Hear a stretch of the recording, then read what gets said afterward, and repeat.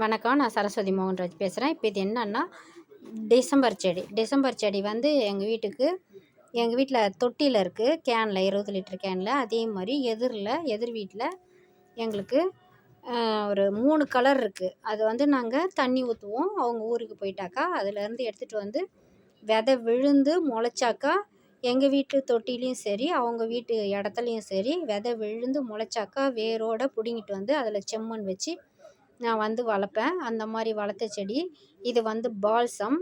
தெருவில் கொண்டாந்து வச்சுருக்கேன். ஒரு கலர் வச்சுருக்கேன். இப்போ அதை வந்து தேங்காய் நாரில் போட்டு நான் வந்து வளர்த்தேன்.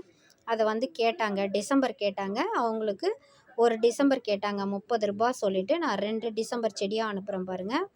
அதே மாதிரி இப்போ இந்த பால்சமும் வந்து நான் தேங்காய் நாரில் வளர்த்து அதை எடுத்து செம்மண் வச்சு ஒரு செடிக்கு 2 செடியாக கொடுக்கலாம் அப்படி சொல்லிவிட்டு பார்சல் சர்வீஸுக்கு வந்து 60 ரூபா, செடிக்கு வந்து 50 ரூபா, நான் 30 ரூபா தான் வாங்குகிறேன். இப்போ அதை வந்து பெரிய செடி எடுக்கிறேன் பாருங்கள். இது வந்து ரொம்ப நாளுக்கு முன்னாடி வச்சது. எவ்வளோ வேர் வந்திருக்கு பாருங்கள். அந்த மாதிரி தான் செம்மண் வச்சு அதை பாருங்கள், வேர் வந்திருக்கு. இதுலேயும் செம்மண் வச்சு அனுப்புகிறேன். அதே மாதிரி நேற்று எடுத்துகிட்டு வந்த செடியை வதங்கிறதுக்கு முன்னே செம்மண் வச்சு அது சின்ன செடி அதுவும் இதுவும் இதை கவரில் வைக்கிறேன் பாருங்கள். பால்சமும் வைக்கிறேன் இலவசமாக. அதுக்கப்புறம் பால்சத்தோட விதையும் வைக்கிறேன். இந்த மாதிரி செம்மண் வச்சு நான் வளர்த்து அதுக்கப்புறம் தான் கொடுப்பேன். இந்த விதையும் கொடுக்குறேன் பாருங்கள். அதை அள்ளி போடுறேன் பாருங்கள். இது வந்து கவரில் விதை. அதே மாதிரி பால்சம் ஏற்கனவே செம்மண் வச்சு இது வந்து துளுக்கும் அப்படின்னு நினைக்கிறேன். துளுக்கல்னாலும் இந்த விதையை தேங்காய் நாரில் போட்டு அவங்க வளர்த்தாங்கன்னா இந்த மாதிரி கொத்தாக வளர்ந்துடும்.